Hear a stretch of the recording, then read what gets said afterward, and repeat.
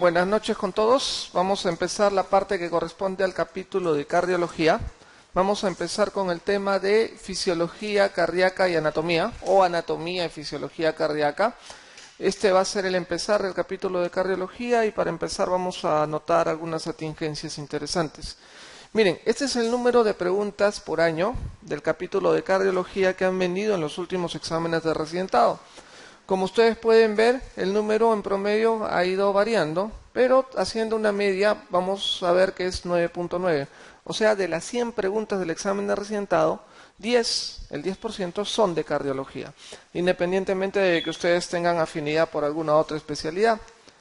Nótese cómo ha evolucionado el número de preguntas por año.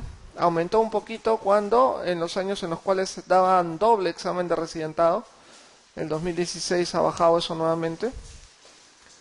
Aquí podemos ver el índice de temarios. Aquí también hay un dato interesante. Miren, el tema que no falla es cardiopatía coronaria isquémica, que lo vamos a ver en la siguiente clase. Pero es el tema que no falla. Tiene que venir pregunta de cardiopatía coronaria isquémica. El otro tema que no falla es la anatomía y la fisiología del aparato cardiovascular. Ese es el tema que vamos a empezar actualmente. Otro punto importante es shock. Si bien es cierto, en los últimos años ha bajado un poquito, pero es un tema que no ha dejado de preguntarse. Otro tema interesante es el tema de las arritmias, el de las cardiopatías congénitas, el de la hipertensión arterial y de los fármacos en cardiología. Son los temas que están con una incidencia moderada, digamos, en el nivel de los exámenes de residentado. De los temas que vienen pocas preguntas, sí, tienen miocardiopatía, métodos diagnósticos en cardiología, insuficiencia cardíaca, yo no sé por qué, es un tema interesantísimo, solamente han habido 2 preguntas, semiología cardíaca, fiebre reumática, reanimación cardiopulmonar, endocarditis infecciosa, enfermedades del pericardio y por ahí vino uno de insuficiencia venosa. Entonces noten cómo los temas que están arriba probablemente son los temas más interesantes y el cual más van a preguntar. El que no falla, cardiopatía isquémica, no ha fallado en ninguna. No ha fallado en ninguno. Pues bien, empezando el tema, anatomía y fisiología cardiovascular. Ya esto es algo ya conocido por ustedes, cuáles son las funciones del aparato cardiovascular. En primer lugar tenemos la función de transporte. El aparato cardiovascular transporta nutrientes del aparato digestivo hacia los tejidos. También transporta metabolitos y productos de excreción. Transporta el ácido láctico, por ejemplo, de un paciente que ha hecho mucho ejercicio, de los músculos al hígado para que se detoxifique. Y transporta los productos metabólicos también a los riñones para que lo puedan eliminar. Transporta también gases, CO2 y oxígeno de los pulmones a los tejidos y viceversa, y actúa también el aparato cardiovascular como un almacén de oxígeno en caso sea necesario, en caso haya una deuda. Actúa como transporte de hormonas de acción rápida, de acción lenta, actúa transportando células de defensas, leucocitos hacia los órganos que son injuriados, y también actúa transportando calor de los órganos internos hacia la superficie corporal, algo que se puede manifestar con mayor énfasis, sobre todo cuando un paciente está en proceso febril. Bueno, transporta sangre para procesos de ultrafiltración en los capilares y en los riñones, transporta mecanismos de coagulación para proteger al cuerpo frente a una pérdida de sangre excesiva, mantiene el medio interno, provee un medio interno adecuado, intercambia nutrientes, electrolitos, formas ionizadas entre el espacio intra y extracelular y también mantiene el medio interno mediante el transporte y la elaboración de glóbulos blancos que son células de defensa. Algunas de las funciones del aparato cardiovascular. Bueno, el aparato cardiovascular podemos ver que consta de un corazón y grandes vasos. Acá tenemos la circulación sanguínea, la circulación menor y la circulación mayor. La circulación menor o pulmonar es entre el corazón y los pulmones. Transporta sangre desoxigenada que sale del ventrículo derecho, va a oxigenarse hacia los pulmones y regresa por las venas pulmonares hacia la aurícula izquierda. Luego tenemos la circulación mayor, que es entre el corazón y los diversos tejidos. El corazón del ventrículo izquierdo sale la sangre oxigenada por la arteria aorta, va hacia los tejidos, recoge sangre desoxigenada por la vena cava inferior, vena cava superior, regresa hacia la aurícula derecha. Esa es la circulación mayor. Contrariamente a lo que uno puede pensar, que la circulación mayor tiene más volumen que la circulación menor, podemos decir que ambas tienen igual volumen. Tiene que estar en relación 1 a 1. Esa relación se pierde, por ejemplo, la circulación menor tiende a ser mayor en volumen que la circulación menor tiende a ser mayor en volumen que la circulación mayor, cuando el paciente entra en una cardiopatía congénita, por ejemplo, una cardiopatía congénita cianótica, un CIA, un CIB, que hace de que se congestionen los pulmones y el paciente esté con clínica de insuficiencia cardíaca. Muy bien, el aparato cardiocirculatorio está conformado por el aparato cardiovascular en el cual circula la sangre y no menos importante es el sistema linfático por el cual circula la linfa. ¿Ok? El aparato cardiovascular en el medio consta de un órgano muscular hueco, que es el corazón, que tiene 4 cavidades, 2 aurículas, 2 ventrículos. Está dividida por paredes, que son los septums, interauricular e interventricular, y dentro de ellas está dividida por unos orificios que contienen las válvulas cardíacas. Del corazón salen vasos arteriales y llegan vasos venosos. Además, estos se ramifican y conforman arterias y venas de gran, mediano y pequeño calibre para terminar en los famosos capilares. Muy bien, el corazón, como ya dijimos, órgano muscular hueco, externamente presenta 2 surcos, uno transversal y otro longitudinal. Por ellos pasan las venas y las arterias que van a configurar la circulación coronaria. Normalmente un corazón en un hombre pesa 270 gramos, en la mujer aproximadamente 260 gramos, ¿no? El hombre tiene más peso, seguro porque tiene mayor capacidad amatoria probablemente. La capacidad del corazón varía con la edad y con ciertos aspectos patológicos. Generalmente es de 520 a 550 centímetros cuadrados. Y el volumen del corazón de cada uno de ustedes es como si cada uno de ustedes cerrara su puño. Si uno cierra su puño, prácticamente está viendo el volumen espectral del corazón de cada uno de ustedes. El corazón histológicamente consta de 3 capas. La capa más externa de tejido conectivo seroso es el pericardio. Tenemos un pericardio parietal y un pericardio visceral. En medio del pericardio normalmente fluye el líquido pericárdico en un volumen entre 15 hasta 50 centímetros cúbicos. Más allá de 50 centímetros cúbicos ya hablamos de derrame o efusión pericárdica. ¿Ok? El endocardio es la capa más interna del corazón, principalmente formada por el endotelio. El endotelio es una alfombra de células que tapiza la parte interna del corazón y de los grandes vasos y es considerado actualmente el órgano endocrino más grande y más importante del cuerpo humano. ¿Producto de qué? Producto de que el endotelio elabora una serie de hormonas muy importantes de acción, autocrina, endocrina, paracrina, y que regulan sobre todo el tono de los vasos sanguíneos.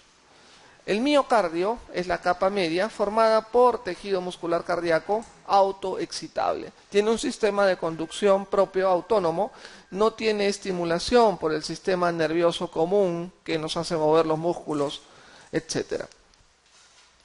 Muy bien, el corazón ya saben que tiene sus famosos movimientos de sístole cuando se contrae y de diástole cuando se relaja.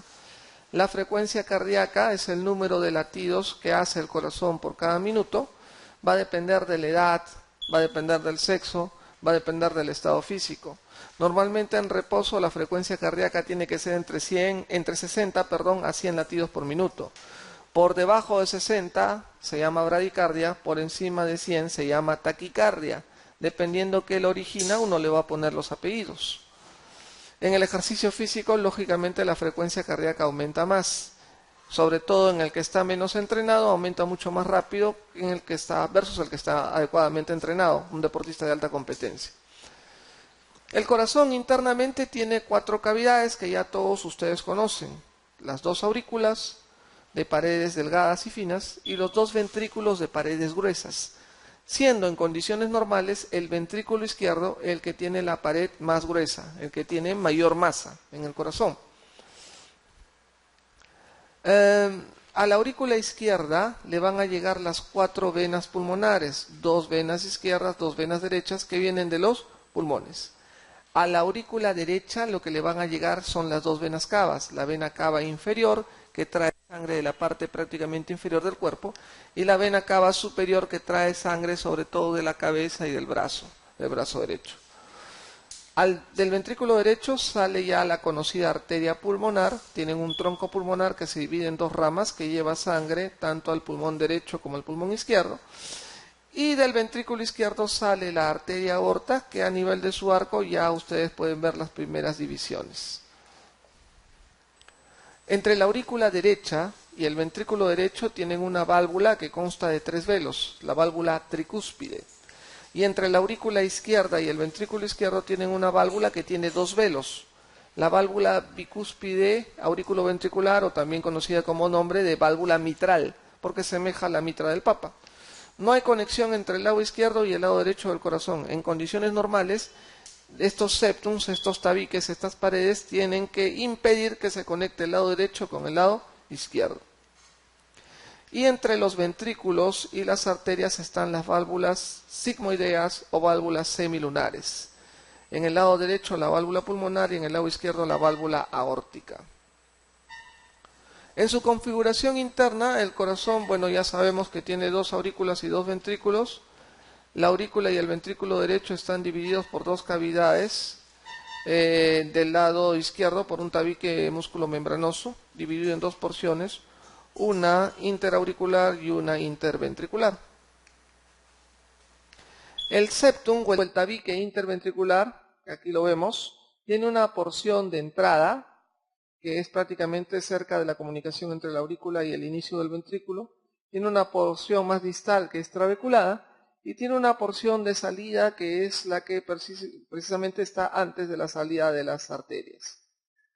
Tiene una porción membranosa, que está situada debajo de la válvula aórtica, que es de forma oval o triangular.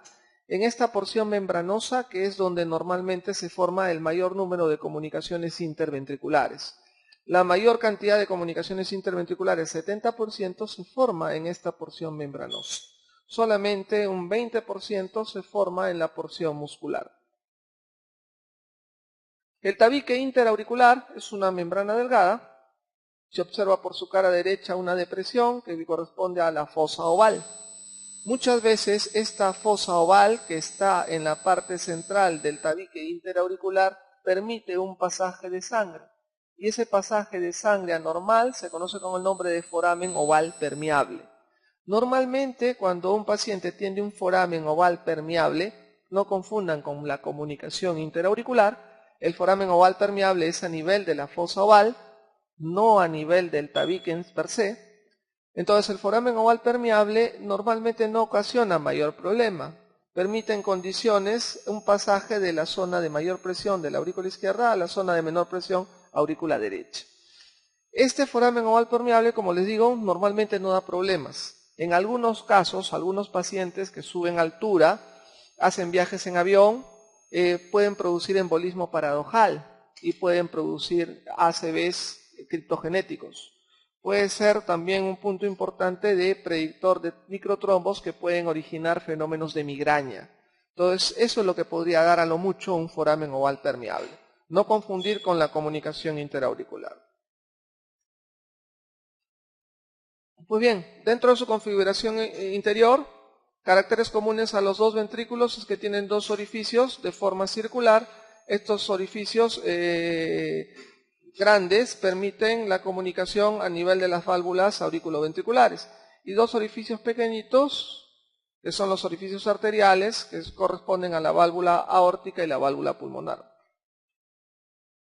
Anatómicamente, ¿cómo correspondería o cómo estaría constituido el aparato valvular? El aparato valvular está constituido por un anillo de tejido conectivo fibroso.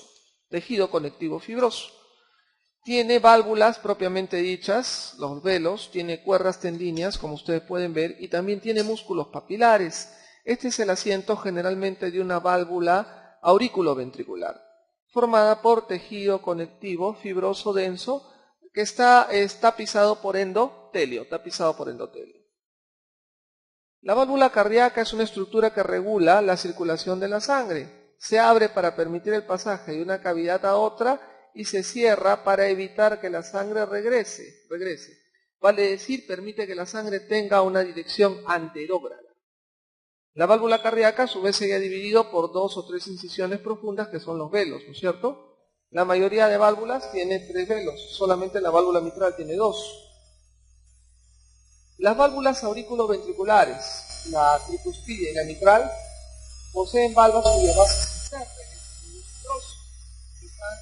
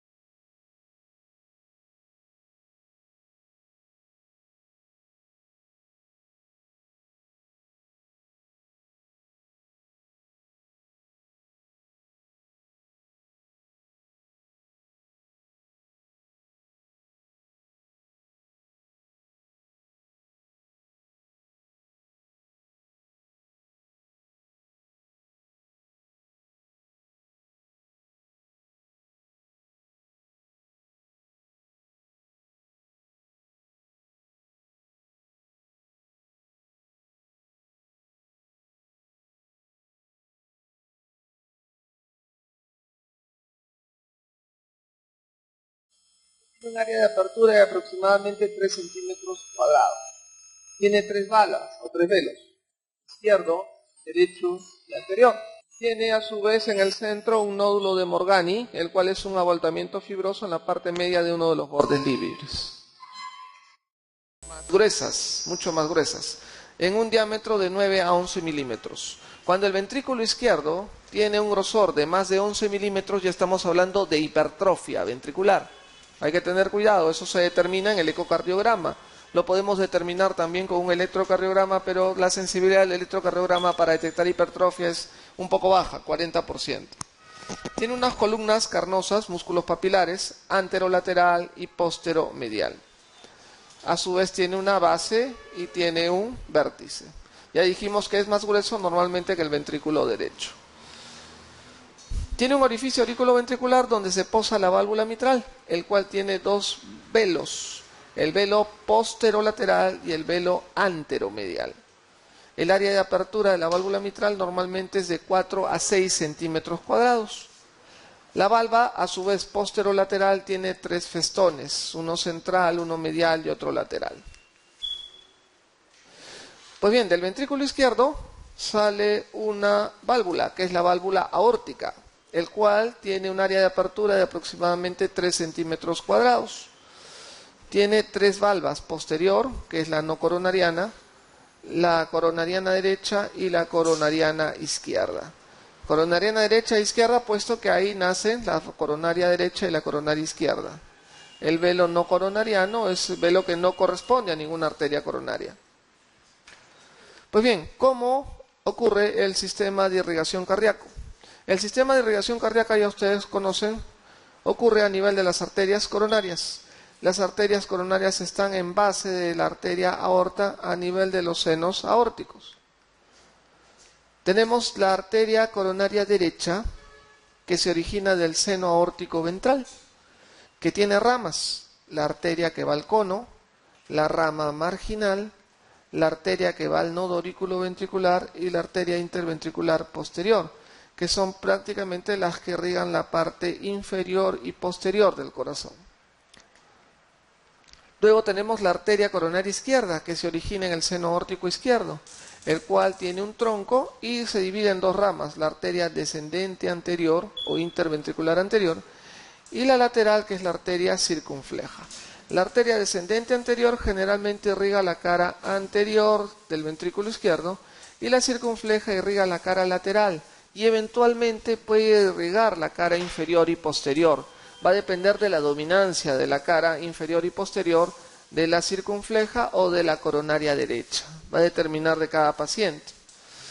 El flujo sanguíneo coronario normalmente ocurre en la diástole. Cuando el corazón hace diástole es que aumenta el flujo arterial coronario. Hay un gradiente de flujo a favor del endocardio, o sea, la sangre viene del epicardio hacia el endocardio. Y lógicamente disminuye el flujo venoso. Pero en sístole aumenta la presión hacia el corazón. La distribución del flujo es inverso, es del endocardio hacia el epicardio. En sístole disminuye el flujo arterial, pero aumenta el flujo venoso. Entonces, para la circulación coronaria es mejor la diástole que la sístole. El sistema de irrigación cardíaco, ya dijimos, es de la coronaria derecha y la coronaria izquierda. La coronaria derecha irriga el ventrículo derecho, la parte derecha de la pared posterior del ventrículo izquierdo y la parte, sobre todo, posterior del tabique interventricular. A diferencia de la coronaria izquierda, que irriga la mayor parte del ventrículo izquierdo, parte del ventrículo derecho y la mayor parte del septum interventricular en lo que respecta a la región anterior. La pared diafragmática y el septum posterior se irriga a través generalmente de la arteria descendente posterior. Esta arteria descendente posterior puede ser rama de la coronaria derecha o rama de la circunfleja. 55% es coronaria derecha, 45% es circunfleja. A su vez, todas estas zonas se irrigan mucho más por ramas que irrigan el nodo auriculoventricular, que es la parte más distal. El drenaje venoso. El drenaje venoso coronario generalmente se dan por venas que van a confluir en un seno coronario. Normalmente en un 90% ambas confluyen en un seno coronario. Y el seno coronario desemboca ¿dónde? Desemboca en la aurícula derecha. No se olviden, el seno coronario, que es el conglomerado prácticamente del retorno venoso de todas las venas, desemboca en la aurícula derecha. También hay algunas venas directas, venas cardíacas accesorias o venas de Tevesio que no tienen generalmente mayor trascendencia o mayor importancia. Pues bien, la fisiología cardíaca. Una vez que ya repasamos la anatomía y la circulación coronaria, vamos a hablar acerca de la fisiología cardiovascular. Para que el corazón trabaje con sus movimientos que ya ustedes conocen de sístole y de diástole, tiene que haber un fenómeno eléctrico, tiene que haber una corriente eléctrica que estimule a que el corazón trabaje mecánicamente. El efecto mecánico es los movimientos de sístole cuando pasa el potencial de acción y el movimiento de diástole cuando existe la repolarización. La excitación rítmica del corazón está dada por un sistema propio que tiene el corazón que ya todos ustedes conocen. Este sistema propio que ya tiene el corazón genera impulsos eléctricos rítmicos que son capaces de producir la contracción del músculo cardíaco, de producir la sístole. Y conduce estos impulsos rápidamente a través de este sistema de conducción cardíaco. Ahí está el sistema de conducción eléctrico. Ya ustedes saben que el marcapaso natural del corazón es el nodo sinusal, también conocido con el nombre de nodo de Katie-Flack. Establece haces internodales, Beckenbauer, Torel, Bachmann, que discurren a través de las aurículas, que van a despolarizar las aurículas y confluyen a través del nodo auriculoventricular, también conocido como nodo de Tawara. Hay un puente que sale del nodo auriculoventricular que es el haz de His, el cual se divide en dos ramas, la rama derecha y la rama izquierda del haz de His. En el lado izquierdo hay dos fascículos, un fascículo anterior, un fascículo posterior, para terminar en la famosa imbrincada red de Purkinje. Y ese es el pasaje normal del sistema de conducción eléctrico del corazón. Cuando el impulso eléctrico pasa inicialmente a través de ese sistema de conducción, se despolarizan primero las aurículas y luego los ventrículos. Posteriormente regresa a un estado basal de reposo, que es el estado de repolarización, cuando el corazón hace la diástole. Pues bien, si uno coloca un electrodo en una de estas células miocárdicas, es que nosotros podemos obtener la célula del potencial de acción de una célula miocárdica. No confundan con el electrocardiograma. ¿Ok? Cuando tenemos este potencial de acción es porque hemos colocado un electrodo sobre una célula miocárdica. El electrocardiograma es cuando colocamos electrodos en la superficie del cuerpo y que nos van a dar una resultante de conducción a través de todo el sistema de conducción. ¿Ok? Entonces, las fases del potencial de acción de la célula miocárdica ya son conocidas por todos ustedes, sus estudios de fisiología tan recordados, por el cual ustedes pasaron hace mucho tiempo. Les dicen que hay 4 fases: la fase 0, fase de despolarización; la fase 1, 2, 3 y 4, fase de repolarización. Muy bien, fase 0, fase de despolarización. Predomina principalmente la entrada rápida de sodio. Acuérdense, fase 0, sodio. Fase 1, inicio de la repolarización, cierre de canales de calcio y entra el cloro. No es tan importante la fase 1, pero tiene vinculación con la entrada de cloro. La fase 2 o la fase de meseta aumenta la entrada lenta de calcio. Acuérdate, el calcio interviene en la fase 2, fase de meseta, entra calcio. La fase 3, mira, cuando la repolarización se hace más rápida, fase de repolarización rápida, aumenta la salida de potasio y activa los canales de sodio y de calcio. En la fase 3 predominantemente es por la salida de potasio. Y la fase 4, la última fase de reposo, cuando el corazón o la fibra miocárdica retoma su estado basal autónomo, actúa la bomba sodio-potasio ATPasa. Entonces, fase 0, sodio; fase 2, calcio; fase 3, salida de potasio; y fase 4, actúa la bomba sodio-potasio ATPasa. Pues bien, el pasaje de este potencial de acción permite un acoplamiento excitación-contracción. Es la corriente que necesita el corazón para poder trabajar adecuadamente. Muy bien, ¿cuál es la histología cardíaca? La histología cardíaca, vamos a remitirnos a estudiar entonces el músculo cardíaco.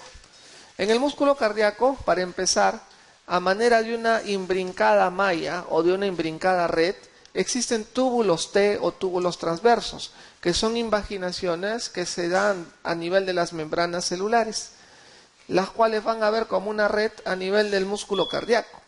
Estos túbulos T o túbulos transversos, su importancia radica en que aseguran la rapidez de la contracción para que llegue de la zona anterior hacia la zona más profunda del músculo cardíaco. A su vez, estos túbulos T también facilitan el transporte de metabolitos, el transporte de iones, permitiendo que haya un intercambio más rápido entre la parte más externa hacia la parte más interna. La unidad funcional del músculo cardíaco es la sarcómera. La sarcómera está formada por sustancias proteicas, ¿se acuerdan? Los filamentos de miosina y los filamentos de actina. Los de miosina son los filamentos más gruesos y son los que menos hay. Los filamentos delgados son los de actina. Están en una proporción de 6:1 con respecto a la miosina. Pues bien, estos filamentos de actina y miosina están intercalados mediante puentes, los cuales permiten que interactúen entre sí y van a ocasionar los movimientos de contracción, sístole y diástole de manera global en el corazón. Acá podemos ver que la sarcómera está formado por miofibrillas y las miofibrillas están formadas por fibras musculares cardíacas. Pues bien, ¿cuál es la distribución histológica de la sarcómera? Ahí ustedes tienen, ¿se acuerdan sus estudios de anatomía para postular? Ahí tienen, la sarcómera está dividida en líneas, está dividida en bandas y está dividida en zonas. La línea Z es el límite de la sarcómera, límite de la sarcómera. Son los extremos contiguos de la sarcómera y se ven como una línea oscura. Alrededor de las líneas Z hay una banda clara, que es la banda I. Como es clara, está formada por filamentos delgados de actina. Entonces la banda I, que está alrededor de la línea Z, que es la que limita la sarcómera, está formada por filamentos delgados de actina, por eso que es clara. Luego tienen al centro la banda A. La banda A, que es la parte más central, es un poco más oscura en sus dos extremos, ya que se encuentra intercalada filamentos de actina y miosina. En su parte más extrema se halla intercalada por filamentos de actina y miosina. En el medio tenemos la zona H. En el medio tenemos la zona H. Se encuentra en el centro de la banda A. Es más clara que el resto de barras ya que se encuentra solamente formada por ligamentos de miosina. ¿Ok? Dividida en el centro por una línea M. Entonces, ¿cómo es que actúa esto? Miren, acá tenemos parte de la banda I. En la parte de la banda A intercala los ligamentos de actina con miosina. Y en el centro la banda H principalmente formada por la miosina. Estos forman puentes entre sí que permiten un intercalado que da origen a los movimientos de contracción y relajación. ¿Cómo es que esto finalmente interactúa para dar origen a estos fenómenos que estamos mencionando? Viene un potencial de acción, pasa la señal eléctrica, ocurre una meseta corriente interna de calcio. Ustedes saben que el calcio es la gasolina, el combustible que necesita el corazón para trabajar. Hay una gran liberación de calcio inducida que sale del retículo sarcoplasmático, aumenta el calcio. Este calcio se une a la troponina C. Esto permite el desplazamiento de la tropomiosina, la formación de estos puentes cruzados de actina-miosina y aumenta la tensión y contribuye a la contracción, contribuye a la sístole. Entonces estos movimientos de excitación aumenta la tensión en la pared y al aumentar la tensión en la pared aumenta la presión dentro de las cavidades. Esta presión, este aumento de presión dentro de las cavidades permite el pasaje normalmente de sangre de una cavidad hacia otra cuando aparece la gradiente de presiones.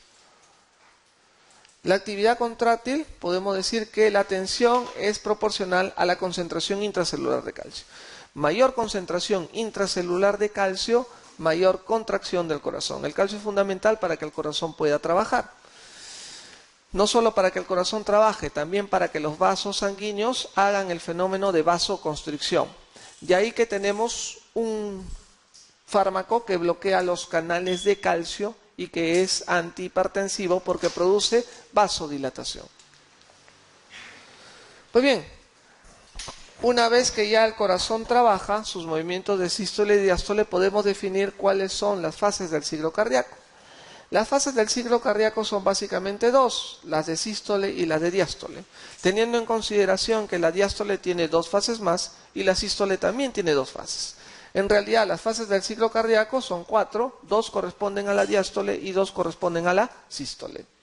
La primera fase del ciclo cardíaco es la fase de llenado ventricular.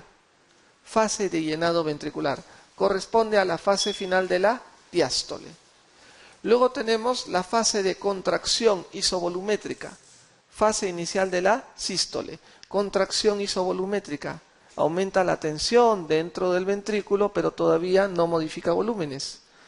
Luego tenemos la fase de eyección, cuando ya se abre la válvula sigmoidea y permite el pasaje de sangre del ventrículo hacia las arterias. Aquí es la fase final de la sístole.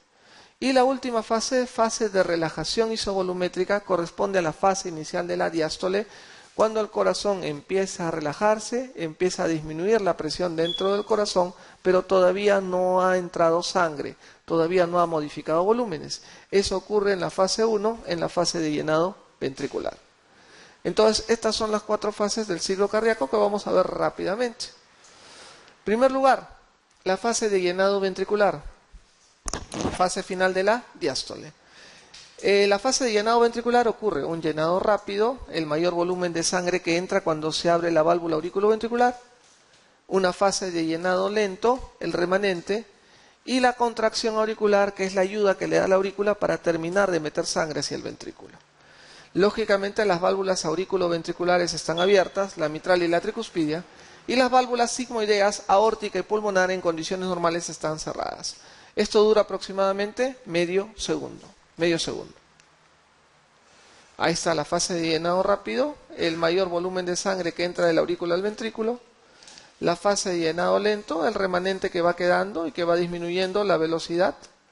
Y la contracción auricular, la ayuda que le da la aurícula para poder terminar de expulsar sangre de la aurícula hacia el ventrículo para poder llenar el ventrículo. La contracción auricular, por ejemplo, es algo que se pierde cuando hay una arritmia. Se llama fibrilación auricular.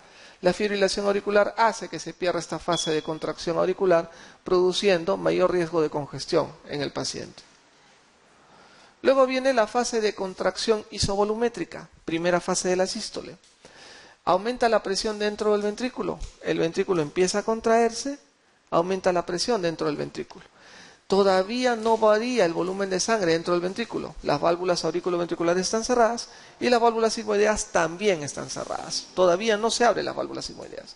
Fase inicial de la sístole, contracción isovolumétrica. Dura aproximadamente un segundo. Contracción isovolumétrica, cerradas las válvulas auriculoventriculares, cerradas las válvulas sigmoideas, está aumentando primero la presión dentro del ventrículo. Para posteriormente pasar a la fase de eyección, fase final de la sístole. Aquí sí ya la presión en el ventrículo superó a la presión en la arteria, se abre la válvula sigmoidea. Entonces, hay una eyección rápida, hay una eyección lenta. En condiciones normales las válvulas auriculoventriculares están cerradas y la válvula sigmoidea está abierta, permitiendo el pasaje de sangre del ventrículo hacia las arterias. Dura aproximadamente 0.2 segundos. Ahí tienen la fase de eyección rápida, el primer volumen que sale del ventrículo hacia las arterias. La fase de eyección lenta, el remanente que sale del ventrículo hacia las arterias. Y la última fase es la fase de relajación isovolumétrica, que corresponde a la fase inicial de la diástole. La presión dentro del ventrículo va cayendo, va disminuyendo, el volumen de sangre remanente que quedó en el ventrículo no varía, las válvulas auriculoventriculares están cerradas y las válvulas sigmoideas también están cerradas. Dura aproximadamente 0.1 segundo. Relajación isovolumétrica. Al inicio de esta fase, las válvulas auriculoventriculares están cerradas, las válvulas sigmoideas también. Va disminuyendo la presión dentro del ventrículo hasta que cae la presión tanto que ya se abre la válvula auriculoventricular y comienza una nueva fase que es la fase de llenado. Fase de llenado. Pues bien, la regulación de este bombeo cardíaco tiene mecanismos básicos. La regulación del bombeo cardíaco es en respuesta a ciertos cambios de volumen y ciertos valores de frecuencia cardíaca. La frecuencia cardíaca básicamente está regulada por un sistema nervioso autónomo, que es el sistema nervioso simpático y parasimpático. La regulación intrínseca del bombeo cardíaco está regulada por la ley de Frank-Starling, la cual puede variar frente a cambios de presión y de volumen. ¿Se acuerdan esto? El mecanismo Frank-Starling, cuando más se distiende el músculo cardíaco durante el llenado, mayor es la fuerza de contracción y mayor es la capacidad de sangre que se bombea hacia la aorta. ¿Ok? Cuando llega más volumen, mayor elongación de la fibra miocárdica para poder producir una contracción más enérgica para poder inyectar mayor volumen. El mecanismo clásico de Frank-Starling. Pues bien, el control por el sistema nervioso autónomo. Tenemos la estimulación simpática y la estimulación parasimpática. La estimulación simpática aumenta la frecuencia cardíaca y la fuerza de contracción. La estimulación parasimpática, todo lo contrario, disminuye la frecuencia cardíaca y reduce la fuerza de contracción. ¿Ya? Para que no se olviden como timotecnia, el simpático aumenta la frecuencia cardíaca, ¿no? Miran al simpático, entonces, y ese produce aumento de la frecuencia cardíaca, que el corazón lata más rápido y con más fuerza, ¿no es cierto? Muy bien.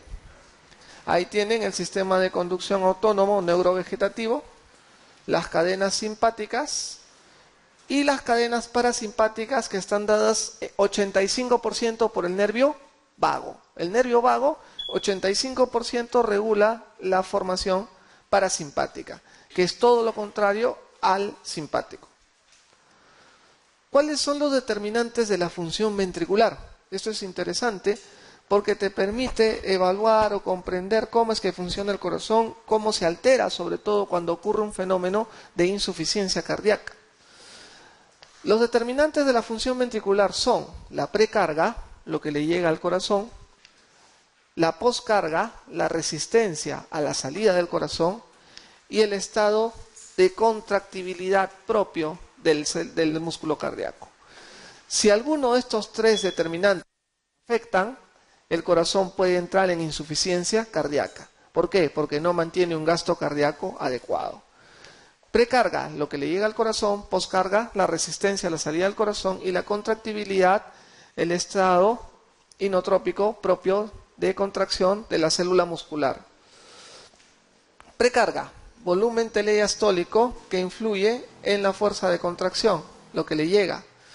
¿Qué regula la precarga? La ley de Frank-Starling. Más volumen llega, mayor fibra se elonga para poder inyectar con más fuerza. Entonces la precarga está regulada por Frank-Starling. La poscarga equivale a la dificultad de eyección que tiene el ventrículo a la salida. Por ejemplo, un hipertenso tiene aumentada la resistencia. Aumenta entonces la poscarga. Por ejemplo, una válvula aórtica, una estenosis, es una resistencia aumentada a la salida del corazón. La poscarga está determinada por la ley de Laplace. Entonces, precarga, Frank-Starling, poscarga, Laplace. ¿Ok? Y la contractibilidad debe estar basada en la elasticidad del músculo cardíaco. Esta elasticidad se va perdiendo con el paso de los años, desgraciadamente, ¿no es cierto? ¿No es cierto, doctoras? Con el paso de los años que aparece en la piel, arrugas, ¿sí? Desgraciadamente eso es algo que no se va a poder evitar. Con el paso de los años, la piel va perdiendo elasticidad, los pulmones van perdiendo elasticidad y el corazón va perdiendo elasticidad. Se va endureciendo, ¿no? En las mujeres eso ocurre más rápido, ¿no? El corazón se endurece más rápido. Muy bien. Entonces, todas estas propiedades, precarga, Frank-Starling, poscarga, Laplace, y el estado de contractibilidad van a determinar el volumen latido. ¿Qué cosa es el volumen latido? El volumen que bota el ventrículo izquierdo con cada contracción. El volumen que sale del ventrículo hacia la arteria aorta. Este volumen latido, multiplicado por la frecuencia cardíaca, lo que te va a dar es el gasto cardíaco. ¿Cuál es el gasto cardíaco normal? Es de 3 a 5 litros por minuto. 3 a 5 litros por minuto. Ese es el gasto cardíaco normal. El índice cardíaco es el gasto cardíaco indexado a la superficie corporal. No todos somos iguales, unos son más grandes, otros son más chatitos, unos son más gorritos, otros son más flaquitos. Entonces, el índice cardíaco es el gasto cardíaco indexado a la superficie corporal. El índice cardíaco indexado ya sería 2.5 a 3.5 litros por minuto por metro cuadrado de superficie corporal. Eso sería el índice cardíaco. Muy bien. El gasto cardíaco, 3 a 5 litros por minuto, multiplicado por la resistencia vascular sistémica, lo que nos da es la presión arterial. Presión arterial, gasto cardíaco por resistencia vascular sistémica. ¿Ok? Entonces esos son los determinantes importantes de la función ventricular. En este gráfico tenemos un montón de información que puede generar un montón de preguntas. ¿Qué cosa es la fracción de eyección? La fracción de eyección es el volumen de sangre que el corazón bombea en cada sístole de acuerdo a lo que le llega. O sea, de acuerdo a la presión diastólica final, de acuerdo al volumen diastólico final de llegada al ventrículo. Pónganse, si al ventrículo le llega a 100 centímetros cúbicos y en cada contracción eyecta 50, la fracción de eyección sería 50%. Si le llega a 100 centímetros cúbicos como volumen diastólico final y eyecta en cada contracción 70 centímetros cúbicos, la fracción de eyección sería 70%. ¿Cuál es la fracción de eyección normal en una persona adulta sin patología? ¿Cuánto? Debe estar por encima del 50%. Algunas otras literaturas consideran 55%. Entre 50 y 55%. La fracción de eyección que está por debajo del 50% ya es una fracción de eyección reducida.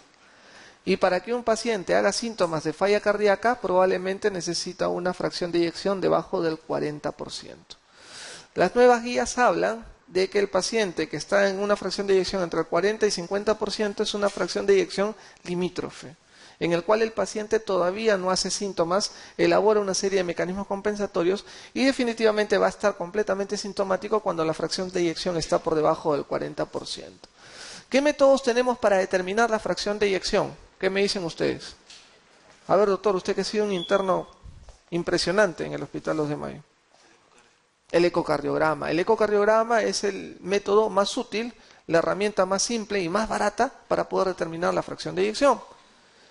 También tenemos otros métodos, mira, ventriculografía isotópica gatillada, una cinecoronariografía, resonancia magnética, tomografía de perfusión con imágenes gatilladas, nuevos métodos diagnósticos en cardiología. ¿Cuál es el gol estándar, pregunta de examen, para determinar la fracción de eyección? ¿Cuál es el mejor método, gol estándar, para poder determinar la fracción de eyección? ¿La eco que dice el doctor? ¿O cuál? La resonancia magnética. El gol estándar para determinar la fracción de eyección no es el ecocardiograma, es la resonancia magnética. Bueno, se acabó. ¿Alguna pregunta? Hemos tratado de hacer un repaso de los puntos más importantes, más saltantes de lo que corresponde a la anatomía y la fisiología cardiovascular. Dentro de lo que ustedes tienen, las hojas, les han puesto unas preguntas, creo, ¿no? Yo creo que entre todos podemos colaborar para hacer la respuesta a estas preguntas, ¿ya? Esa es la tónica de esto, ya ustedes saben. Paso por cada uno de ustedes, desarrollamos alguna pregunta, si pueden contestarla la contestan, si no, no importa. Lo importante es que todos aprendamos, ¿ok? Muy bien, el doctor Eder Cruz nos va a hablar la pregunta número 1. A ver, doctor. Histológicamente, las válvulas cardíacas están formadas por tejido conectivo laxo recubierto de endocardio, tejido conectivo denso recubierto de endocardio, tejido conectivo fibroso recubierto de endocardio, tejido muscular liso recubierto de endocardio, tejido muscular cardíaco más tejido conectivo laxo.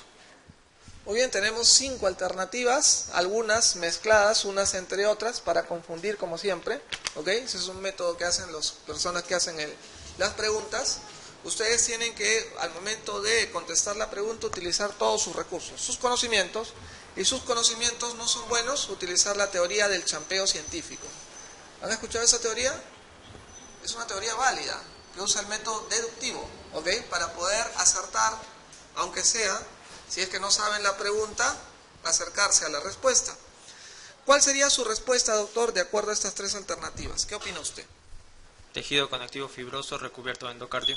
Perfecto, lo hemos mencionado hasta el cansancio, ¿no? Tejido conectivo fibroso, denso, recubierto de endocardio. Yo creo que no hay mayor comentario, porque eso solamente esa es la respuesta, ¿ok? Pregunta 2, doctora, ¿usted cómo se llama? Cris. Cris. Sí. ¿Cris Seufer? No, Cristel. ¿Ah? Cristel. Cristel. Ah, Cristel. Muy bien, Cris. La estructura de la pared arterial que tiene más fuerza tensil es la íntima, B, el endotelio, C, el mesotelio, D, la media, E, la adventicia. ¿Cuál sería, doctora? El endotelio. El endotelio. Muy bien, el endotelio. Algunos pueden pensar que puede ser la capa media, que es la muscular, pero esa es la que responde frente a estímulos, frente a los estímulos. ¿Cuáles son los estímulos? Son las hormonas, la adrenalina, la noradrenalina, la endotelina, la vasopresina, el vasopéptido, el péptido natriúrico auricular, que son principalmente formadas ¿dónde?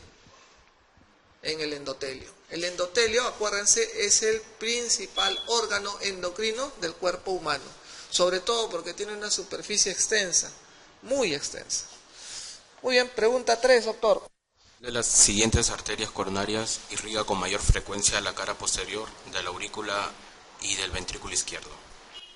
¿Cuál de las siguientes arterias irriga con mayor frecuencia la cara posterior de la aurícula y del ventrículo izquierdo, o sea, la parte de atrás del corazón? Muy bien, doctor. Alternativas. A, arteria interventricular anterior. B, arteria interventricular posterior. C, arteria circunfleja.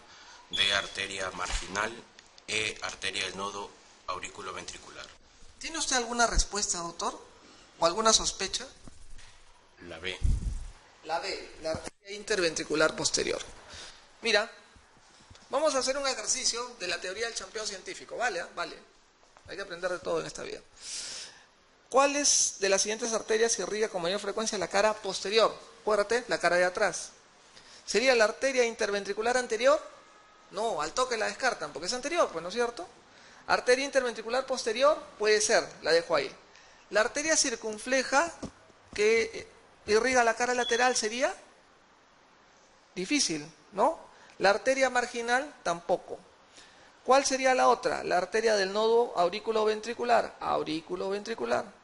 ¿Qué dice? Cara posterior de la aurícula y del ventrículo izquierdo. Si bien es cierto, la arteria interventricular posterior va a irrigar esa zona, existe una arteria más distal que es finalmente la que irriga esa zona, que sería la arteria del nodo aurículo ventricular. La respuesta sería la letra E. Vamos, doctor. Pregunta 4. Con respecto a la circulación coronaria, marca lo correcto. A. El sistema simpático produce disminución del flujo coronario. B. El sistema parasimpático produce vasoconstricción coronaria. C. La acidosis produce aumento del flujo coronario. D. La circulación coronaria es anatómicamente terminal. E. Disminuye el flujo coronario por estimulación del ganglio estrellado. El sistema simpático produce disminución del flujo coronario. El sistema simpático produce disminución del flujo coronario. ¿Ok? ¿Qué otra respuesta creen que puede ser? ¿Otra alternativa? La D. A, B, D, E. Bueno, la respuesta es la letra C. La acidosis produce aumento del flujo coronario. Cuando hay acidosis, el cuerpo está en deuda. Cuando hay acidosis, el cuerpo se defiende. Cuando hay acidosis, el cuerpo establece circulación a los órganos más nobles. ¿Cuáles son? Corazón, pulmones, cerebro, riñones. Pregunta 5, ¿no? En el ciclo cardíaco normal, ¿cuál de las siguientes respuestas es la cierta? La onda V del pulso venoso coincide con la sístole auricular. El cierre de la válvula aórtica precede al de la pulmonar, especialmente durante la inspiración. La fracción de eyección del ventrículo izquierdo es superior al 0.85. La contracción auricular activa, puesta de manifiesto por la onda P en el SG, es diastólica precoz. Cuando la frecuencia cardíaca es superior a 100 latidos por minuto, el espacio QT del EKG es 0.46 segundos. Es la B. Yo creo que estás en lo correcto. La sístole auricular corresponde a la onda A. ¿Se acuerdan las ondas del pulso? A, C, B. La primera, la A, es la contracción auricular. Es la onda A, no la onda B. El cierre de la válvula aórtica precede al de la pulmonar. Sí, pues el de la válvula aórtica es primero el de la pulmonar. Y cuando uno inspira, se hace más evidente. No sé si se acuerdan cuando estudiaron, les enseñaron semiología. A ver, ausculta tu válvula pulmonar, respira, respira y vas a ver cómo se desdobla el segundo ruido. ¿Ok? Entonces se hace más pronunciado todavía eso. El desdoblamiento entre la aórtica y la pulmonar. La fracción de eyección del ventrículo izquierdo, ya dijimos, por encima del 50%. 85% y esperar demasiado. ¿Ya? ¿Qué más hay? La contracción auricular arriba puesta de manifiesto por la onda P es diastólica precoz. Tampoco. Y cuando la frecuencia cardíaca es superior a 100, el espacio del QT es de 0.46. No, pues es cortito, no es tan prolongado. ¿Ok? Pregunta 6. Doctora, pregunta 6.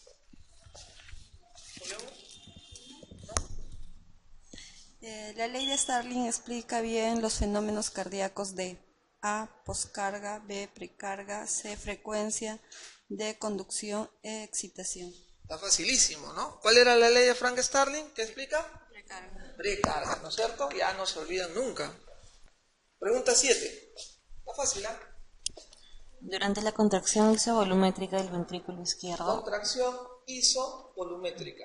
No se modifica ningún volumen. Si no se modifica ningún volumen. A. La válvula mitral y aórtica están cerradas. B. La mitral y la aórtica están iniciando su apertura. C. La válvula mitral se abre y la aórtica se cierra. D. La válvula mitral y aórtica están plenamente abiertas. E. La válvula mitral se cierra y la aórtica se abre. ¿La? ¿No es cierto? Contracción isovolumétrica. En condiciones normales, en un corazón normal, que no tenga valvulopatía, la válvula mitral y aórtica están cerradas. Pregunta 8, doctor. Déjeme pasar. Pregunta 8.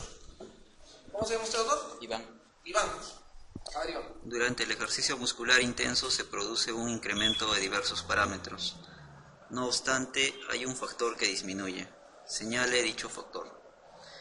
Volumen minuto cardíaco. Volumen sistólico. Extracción de oxígeno por los tejidos. Resistencia periférica total. Frecuencia cardíaca. ¿Qué también tienes?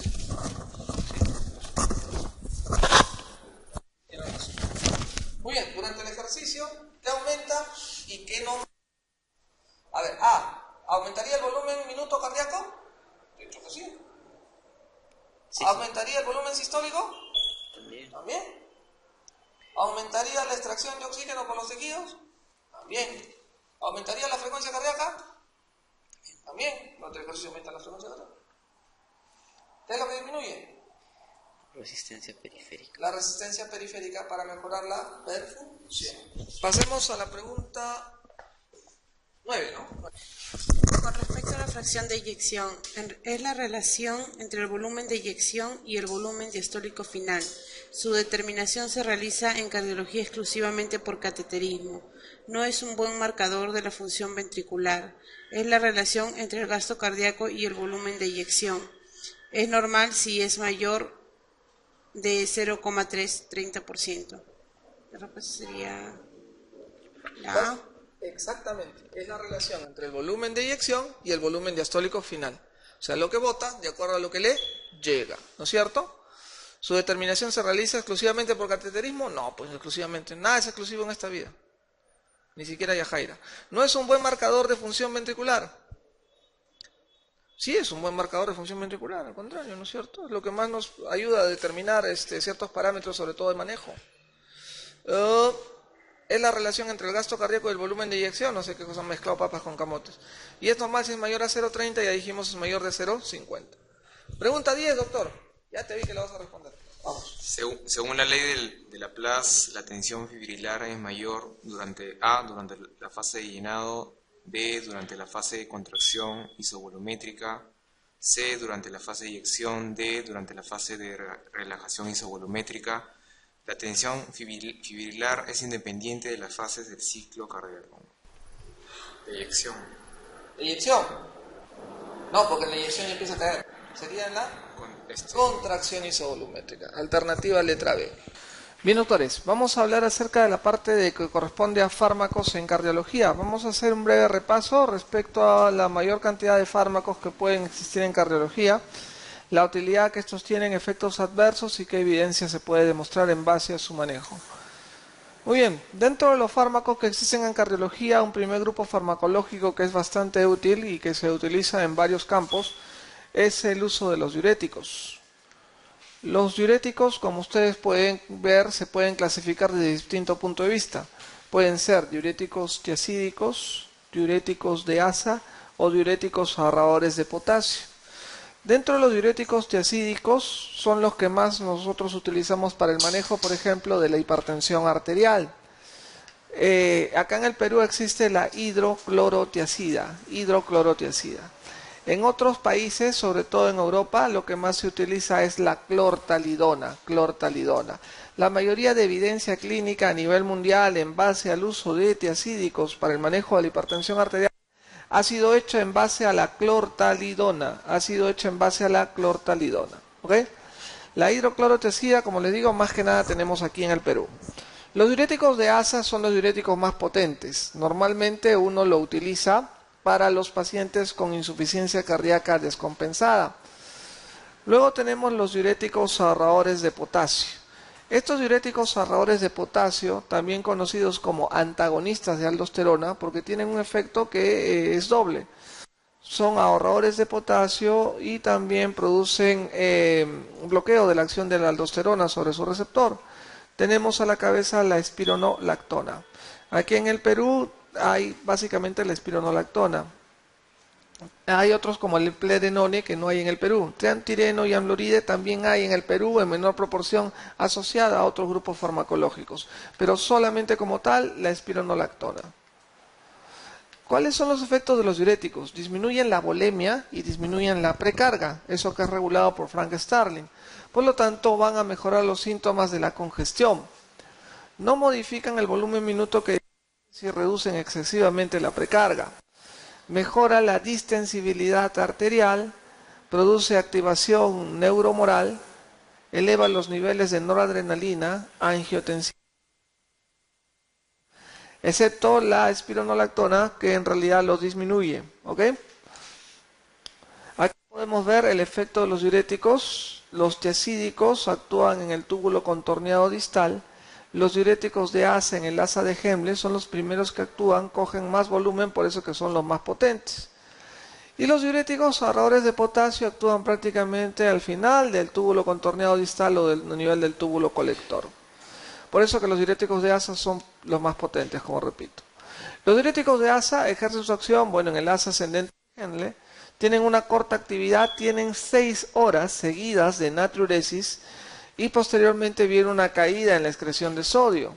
Normalmente son fármacos que deben darse cada 6 o cada 8 horas. Los diuréticos de asa disminuyen las presiones intracardíacas, las presiones intravascular, movilizando fluidos fuera del intersticio. Disminuye la famosa presión cuña pulmonar, presión telediastólica del ventrículo izquierdo o presión de llenado del ventrículo izquierdo. Es lo mismo. Presión de llenado del ventrículo izquierdo, presión telediastólica o presión cuña pulmonar es lo mismo. Normalmente en una persona la cuña pulmonar es de 8 a 12 milímetros de mercurio, en promedio 10. Cuando uno eleva la cuña pulmonar en rangos de 15, ya empieza el paciente a presentar congestión pulmonar. A los 15 milímetros de mercurio de cuña pulmonar, el paciente va a hacer cisura. A los 18 milímetros de cuña pulmonar, 18 milímetros de mercurio, el paciente va a hacer la famosa redistribución de flujo, cefalización, que se evidencia en la radiografía de tórax. Cuando el paciente tiene de 20 a 22 milímetros de mercurio, va a ser el famoso rash en alas de mariposa. Más de 22 milímetros de mercurio se van a blanquear prácticamente todos los campos pulmonares. Los diuréticos, aparte de disminuir las presiones, produciendo un excesivo aumento de la diuresis, también van a causar venodilatación. Los diuréticos tienen otro efecto, causan venodilatación y por ende también mejoran aún más todavía la precarga, produciendo caída en las presiones finales cardíacas anteriores al inicio de la diuresis. ¿Cuál es el efecto adverso de los diuréticos de asa? Los diuréticos de asa, la cabeza, la furosemida, produce alteraciones hidroelectrolíticas. Puede producir alta incidencia de mortalidad debido a estas alteraciones hidroelectrolíticas. Por lo tanto, los diuréticos de asa no deben usarlos de manera crónica, solamente deben utilizarlos cuando el paciente está descompensado. Producen hiperuricemia, ototoxicidad e intolerancia a la glucosa. Algunos de los efectos adversos de los diuréticos de asa utilizados a gran escala. ¿Qué pasa cuando a un paciente le dan diurético y definitivamente no hace efecto, o demora su efecto, o no es el efecto deseado? Podemos rotar a una vía endovenosa. Si están dando la vía oral, el diurético endovenoso va a ser mucho más efectivo. Hay pacientes que tienen falla cardíaca, que tienen edema generalizado, tienen congestión de las vísceras, tienen edema de los intestinos y no tienen buena absorción. Por lo tanto, el diurético endovenoso va a ser de mucha mejor efectividad. Pueden subir la dosis o pueden utilizar combinaciones. Si dan un diurético de asa a dosis óptima y no obtienen mejora, pueden combinar. ¿Con cuál? Con el diurético tiazídico o con la espironolactona. ¿Por qué? Porque actúan en niveles distintos, no hay ningún problema. Los diuréticos tiazídicos, ¿cuál es la dosis normalmente que uno utiliza para el manejo de hipertensión arterial? De 12.5 a 25 milímetros de mercurio. Realmente, si uno utiliza la hidroclorotiazida a esa dosis, no va a tener mayor problema con las alteraciones hidroelectrolíticas, con los calambres que pueden ocurrir. Normalmente a esa dosis el paciente no va a sentir mayor problema. Por favor, no vayan a pensar que dar diurético a esa dosis va a elevar calambres profusos.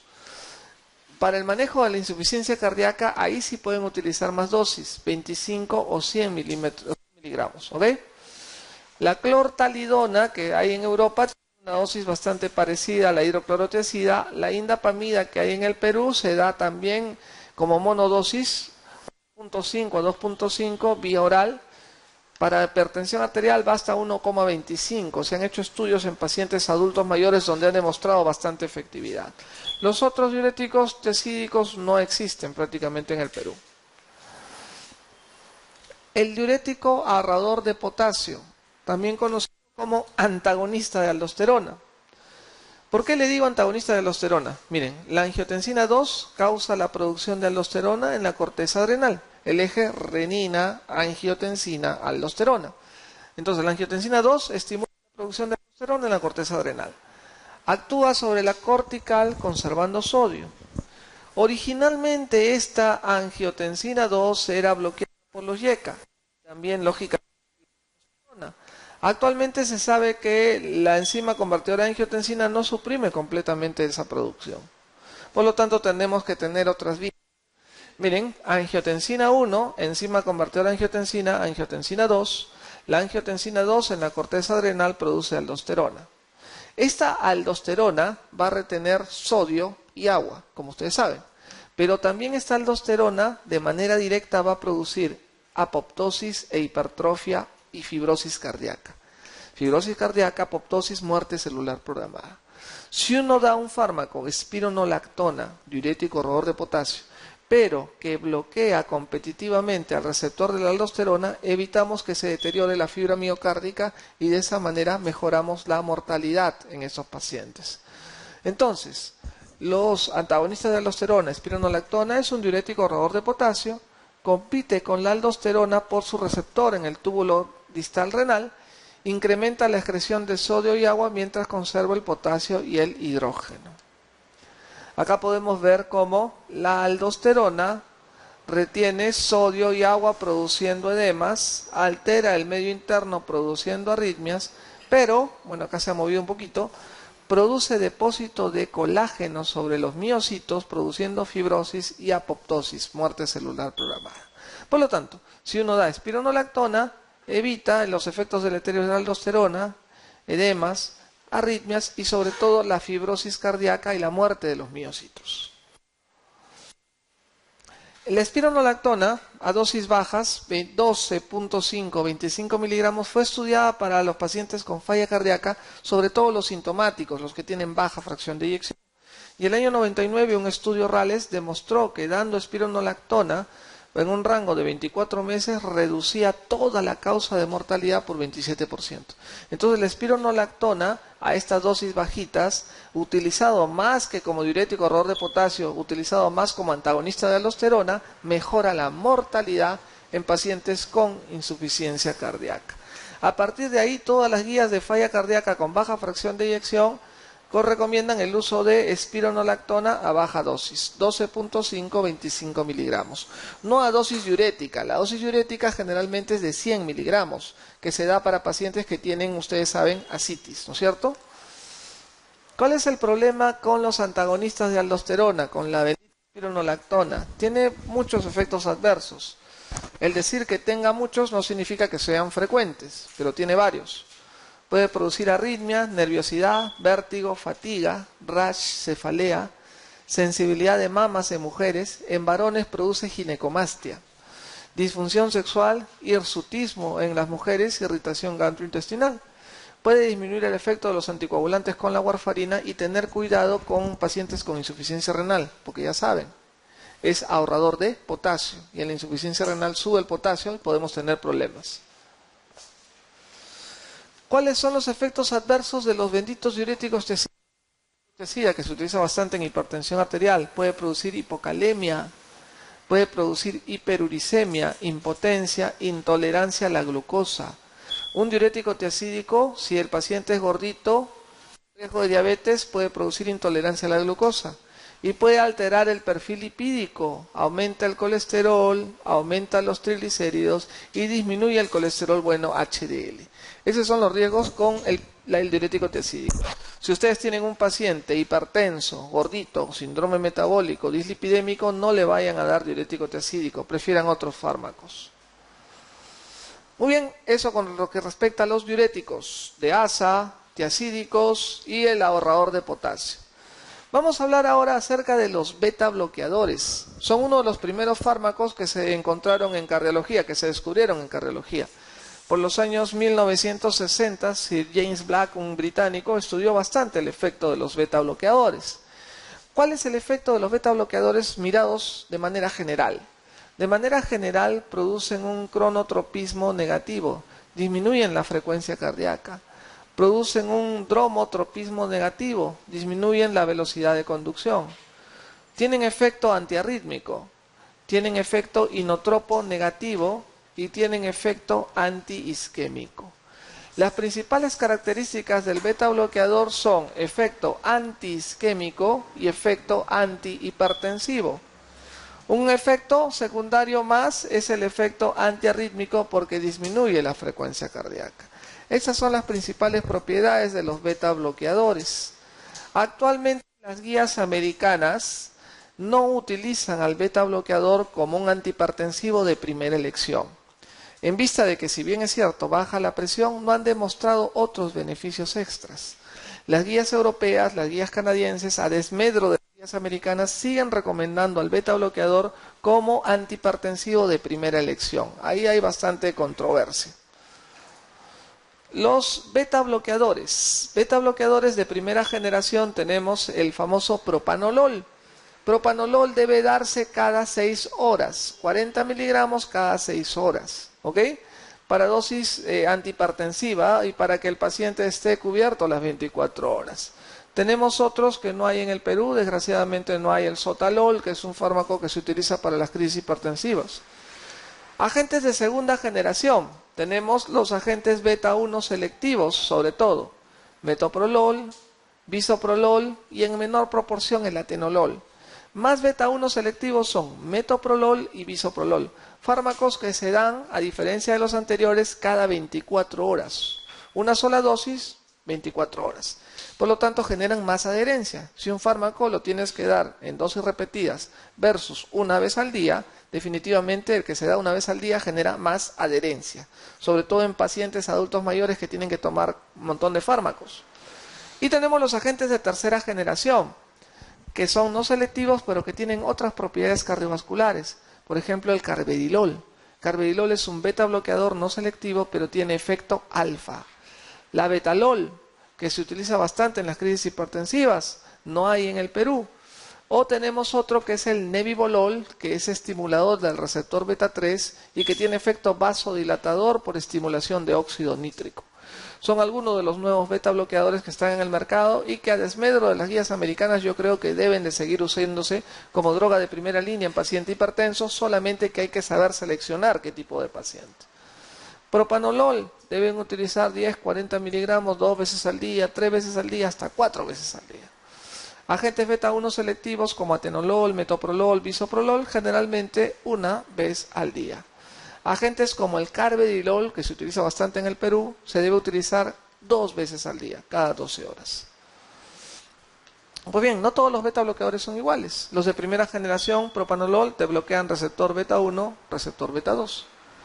Los de segunda generación, metoprolol, bisoprolol, son más selectivos, te bloquean el receptor beta 1, no se meten con el receptor beta 2. ¿Por qué es importante que estos fármacos bloqueadores selectivos del receptor beta 1 no se metan con el receptor beta 2? El receptor beta 2, ¿qué regula? Regula el inotropismo, regula la contracción. Entonces, si yo tengo un fármaco que bloquea el receptor beta 1, disminuye la frecuencia cardíaca, disminuye la presión arterial, pero no se mete con el inotropismo, no se mete con la fuerza de contracción, es un fármaco ideal para ser usado en un paciente con falla cardíaca. Por lo tanto, los pacientes que tienen insuficiencia cardíaca con baja fracción de eyección deberían utilizar estos beta bloqueadores selectivos, metoprolol y bisoprolol, porque te bloquean solamente el receptor beta 1 y no se meten con el receptor beta 2 del cronotropismo, y es favorable porque disminuyen la presión arterial y eso es bueno para el manejo de la insuficiencia cardíaca. No van a dar uno no selectivo, no van a dar propanolol, porque el propanolol te bloquea el receptor beta 2. Carvedilol, mira, tiene un efecto interesante.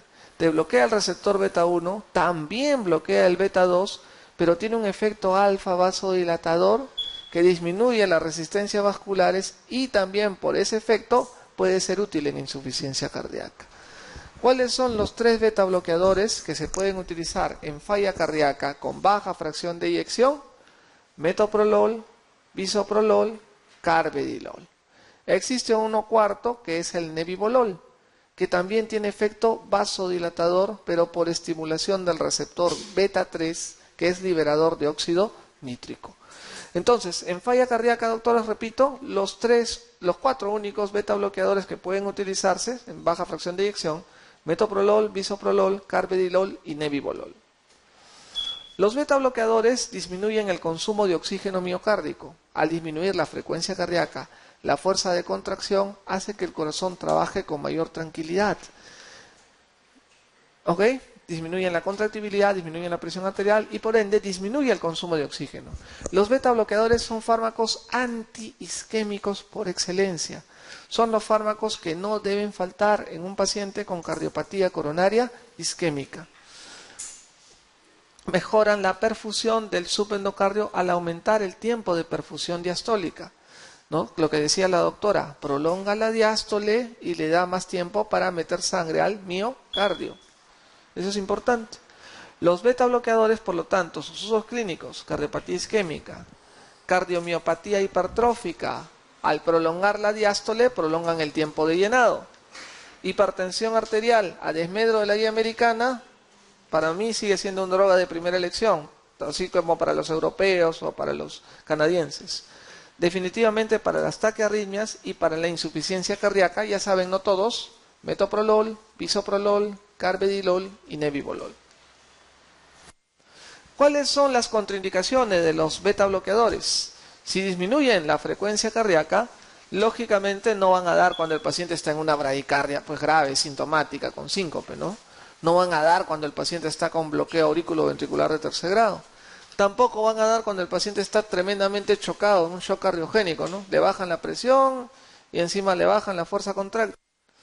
O en una insuficiencia cardíaca descompensada. Ahí no se debe dar el beta bloqueador, ¿no? Dijimos que hay algunos 4 beta bloqueadores que sí se pueden dar en falla cardíaca, que son metoprolol, bisoprolol, carvedilol y nebivolol. Esos se van a dar siempre y cuando el paciente esté con insuficiencia cardíaca compensada. O sea, cuando esté sin crépitos y sin orales. Ahí pueden utilizar el beta bloqueador. Y ese beta bloqueador ha demostrado en estos pacientes con falla cardíaca, que ya están en proceso de compensación, reducir la mortalidad. Hacen que su paciente viva más tiempo. Contraindicaciones no absolutas relativas, el asma grave, el broncoespasmo, la enfermedad de Raynaud o la depresión grave, ¿no? Esas son las contraindicaciones no tan absolutas. Contraindicaciones relativas, a pesar de todo, asma, enfermedad crónica de las vías respiratorias, diabetes, insuficiencia renal, hepatopatía crónica. Bloqueadores de canales de calcio, ¿no? Bloqueadores de canales de calcio, bloquean el calcio ya saben que es la gasolina para mejorar la contracción en el corazón y para mejorar la vasoconstricción en los vasos arteriales. Bloqueadores de canales de calcio. Tenemos los dihidropiridínicos y los no dihidropiridínicos. Dentro de los dihidropiridínicos a la cabeza tenemos el famoso nifedipino, ¿no? Ya todos ustedes conocen el nifedipino. Anteriormente se utilizaba bastante en las crisis hipertensivas, ¿no? Cuando yo era interno y ustedes todavía estaban empezando su carrera, el nifedipino era un fármaco que se utilizaba bastante para las crisis hipertensivas. Lo ponían debajo de la lengua, el de 10 miligramos.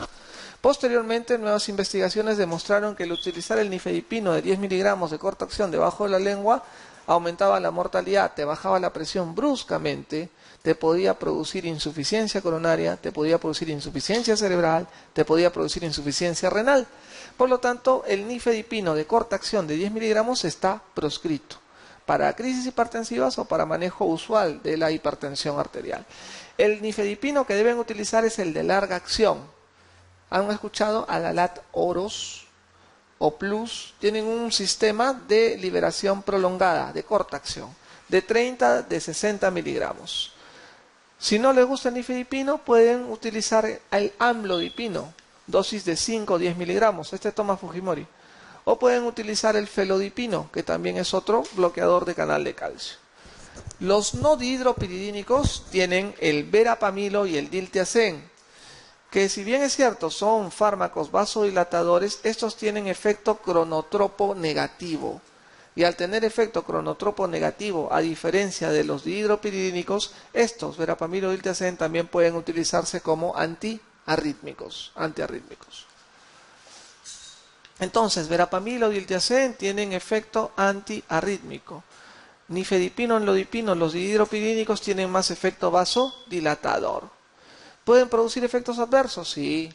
Si das mucha dosis, en viejitos sobre todo, paciente adulto mayor, con depresión de volúmenes, puede producir hipotensión, puede producir edemas, puede producir constipación, puede producir cefalea, pues son vasodilatadores. La migraña se produce porque hay un aumento del riego sanguíneo. Muy bien, los bloqueadores de canales de calcio, ya dijimos, las dihidropiridínicas son predominantemente vasodilatadores. Las no dihidropiridínicas, verapamil o diltiazem, también tienen efecto vasodilatador no tan potente como las dihidropiridínicas, pero también tienen efecto cronotropo negativo porque moderan la frecuencia cardíaca. Los usos clínicos de los bloqueadores de los canales de calcio, ya dijimos, angina de pecho, espasmo coronario, hipertensión arterial. Y también en arritmias, sobre todo las que son supraventricular, las supraventriculares, no tanto las ventriculares. ¿Cuáles son los efectos adversos de los bloqueadores de los canales de calcio? Sofoco, rubor facial, ¿no? Como cuando toman Viagra, igualito, rubor facial, ¿ok? Sí les ha pasado, ¿no es cierto? Muy bien. Cefalea, también, cefalea, da dolor de cabeza, con el Viagra también les ha pasado, muy bien. Palpitaciones, también con el otro. Vértigos, mareos, estreñimiento, ¿ok?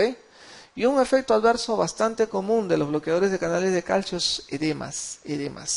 Desgraciadamente son excelentes antihipertensivos, pero en adultos mayores, pacientes con varices, van a producir edemas hasta en un 70%.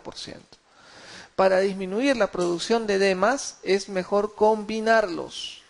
¿Combinarlos con quién? Con un YECA o con un ARA2. Combinen un bloqueador de canal de calcio con un YECA y un ARA2 y disminuyen la producción de los edemas. Muy bien, ya que hablamos de estos fármacos, tenemos a los famosos inhibidores de la enzima convertidora de angiotensina, los YECA. Medicamentos estelares producidos en los años 70 y que tuvieron su máximo esplendor en los años 80. Y a partir de ahí en adelante todavía son muy utilizados, sobre todo en la falla cardíaca o en la cardiopatía coronaria isquémica, dependiendo del caso. Los YECAs, ¿qué hacen? Inhibidor de la enzima convertidora de angiotensina. Bloquean el efecto de la enzima convertidora de angiotensina y evitan que haya el paso de angiotensina 1 a angiotensina 2. Al bloquear que se forme la angiotensina 2 ¿qué produce? Vasoconstricción, producción de aldosterona, vasopresina, aumento del tono simpático. Entonces, al bloquear la angiotensina 2, bloqueamos todo esto. A su vez, el inhibidor de la enzima convertidora de angiotensina, una vez que se da, evita que se degrade la bradiquinina. ¿Y para qué evitamos que se degrade la bradiquinina? La bradiquinina es buena. Produce vasodilatación, activador del plasminógeno tisular, promueve la producción de prostaglandinas vasodilatadoras y disminuye la presión arterial. Entonces es el efecto doble de los inhibidores de la enzima convertidora de angiotensina. Bloquean la producción de angiotensina 2, con todo lo malo que produce la angiotensina 2, y evitan la degradación de la bradiquinina con todo lo bueno que produce la bradiquinina, vasodilatación. ¿Cuáles son los efectos adversos de los inhibidores ECA? Si no saben utilizarlos bien o dan mucha dosis en adulto mayor, depletado de volumen, pueden producir hipotensión severa, eventualmente síncope, insuficiencia renal. Ojo, los YECA pueden producir aumento del potasio, hay que tener cuidado. Y pueden producir en pacientes de raza negra, sobre todo angioedema, ¿ya? Se les hincha el labio así tremendamente. ¿Han visto Farfán? Así. Labiones se ponen. Y eso sobre todo en pacientes de raza negra. Es por eso, y otras consideraciones más, que los inhibidores ECA no son drogas de primera elección en pacientes de raza negra, ¿ok? Algunos efectos adversos pueden darse desde el inicio y a pesar de utilizar baja dosis. Monitorizar la presión arterial en el adulto mayor para evitar la hipotensión. Ojo, los electrolitos, el potasio. Y la función renal, porque si el paciente ya está con falla renal más de 30 de depuración de creatinina, menos de 30 de depuración de creatinina, ya no es una indicación para utilizar un YECA. Y el efecto colateral más común de los inhibidores ECA es la tos. Hasta 40% de pacientes pueden tener tos por el YECA. Y eso es algo muy frecuente que ustedes van a ver. El paciente va a tener una picazón, una irritación en la garganta, ¿no? Una tos seca que va a hacer que el paciente tenga esa tos muy fastidiosa. ¿Cuándo no utilizar un YECA? ¿Cuándo está contraindicado? Está contraindicado en el embarazo. El YECA es teratogénico.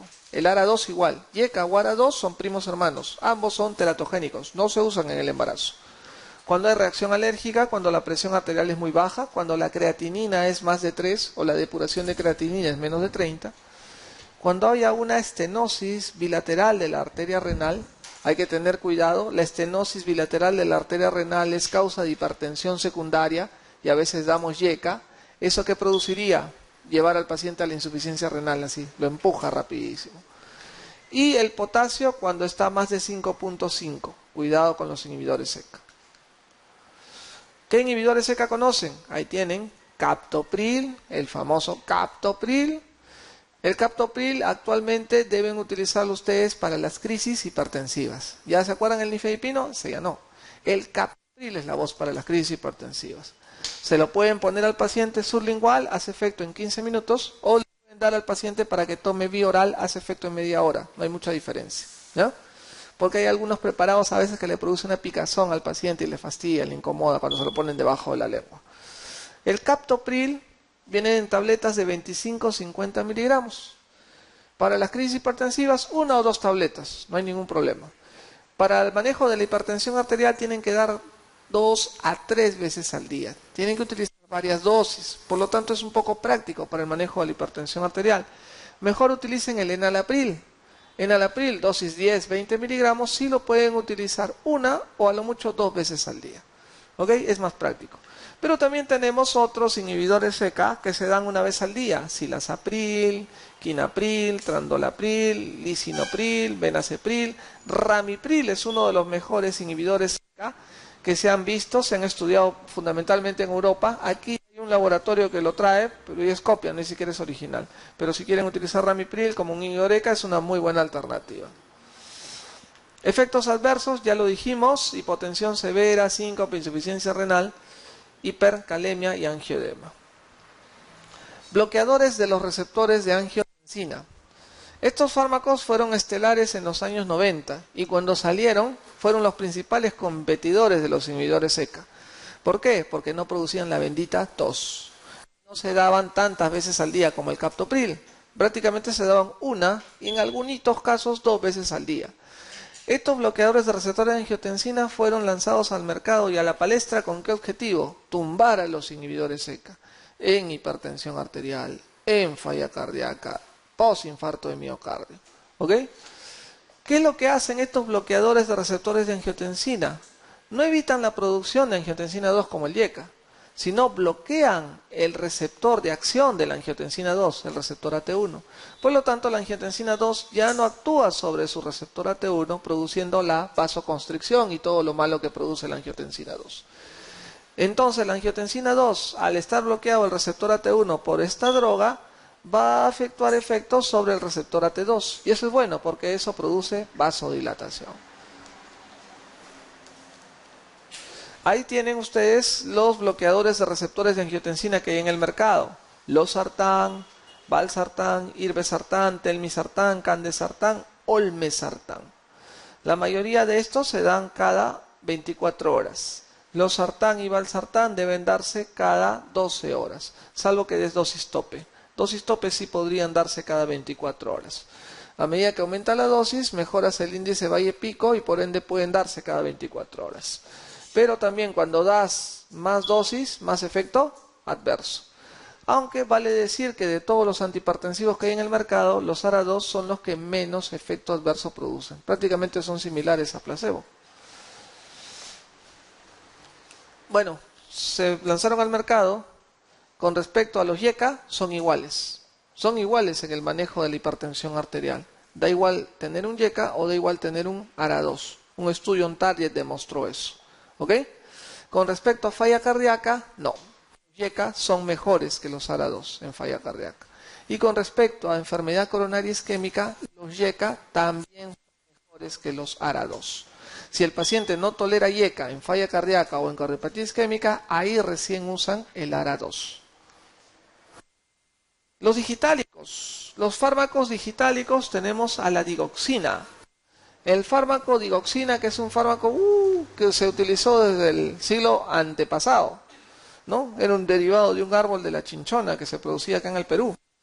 La digoxina actúa sobre la bomba sodio-potasio ATPasa, permitiendo un intercambio de sodio por calcio. Introduce calcio, mayor cantidad, mayor volumen de calcio a la célula miocárdica, por ende mejora la contractividad. Hay numerosos ensayos clínicos que trataron de ver el uso de la digoxina en pacientes con falla cardíaca con baja fracción de eyección. Si bien es cierto, ayudan a mejorar la contracción, no mejoran la mortalidad. Lo pueden utilizar más como antiarrítmico. Es un antiarrítmico bastante común de uso en los pacientes con fibrilación auricular. La tableta viene de 0,25 miligramos al día. Mitad de tableta dosis baja se da en paciente adulto mayor o en paciente que ya tiene falla renal. Usar con precaución en pacientes que tienen bloqueo sinusal o auriculoventricular. No está indicada para estabilizar una falla cardíaca aguda descompensada. Está de más dar en esos tipos. ¿Cuál es el problema con los digitálicos? Los digitálicos, cuando se dan en mucha dosis o cuando el paciente es adulto mayor o tiene falla renal, puede intoxicar al paciente. ¿Cómo te das cuenta que tu paciente está intoxicado por digoxina? Hay más arritmia cardíaca, náuseas, diarrea, efectos neurológicos, visión de color. Tú puedes medir la digoxina haciendo el dosaje de digoxina en sangre. Si crees que tu paciente se ha intoxicado, dosa digoxina en sangre, y si esto es mayor a 2 nanogramos por mililitro, el paciente tiene probabilidad de que esté intoxicado por digoxina. La intoxicación digitálica puede producir también otras alteraciones, mayor arritmia. Si es un fármaco antiarrítmico, puede producir arritmia, bloqueos AV, extrasístoles, taquicardia auricular o ventricular, y se favorece más por estados comórbidos como la hipocalemia, hipomagnesemia o hipercalcemia. Tenemos las aminas simpático-miméticas, lo que ustedes van a utilizar cuando el paciente está en estado de relativa gravedad. Tienen la dopamina, tienen la dobutamina, tienen la adrenalina, la noradrenalina y otros que interactúan de otra manera, tienen un mecanismo distinto, como los inhibidores de la fosfodiesterasa, amrinone, milrinone, etc. Pues bien, las aminas simpático-miméticas actúan estimulando el receptor beta 1. Mediante segundo mensajero, AMP cíclico, estimulan la producción de proteína quinasa, lo cual produce mayor entrada de calcio al miocito. Y esta mayor entrada de calcio, ya dijimos, mejora la fuerza contráctil. ¿Qué aminas simpático-miméticas tienen? Dopamina, dobutamina, adrenalina, noradrenalina, isoproterenol. Algunas tienen especial utilidad. La dopamina cuando el paciente está hipotenso. La dobutamina cuando falla la bomba, cuando el shock es cardiogénico.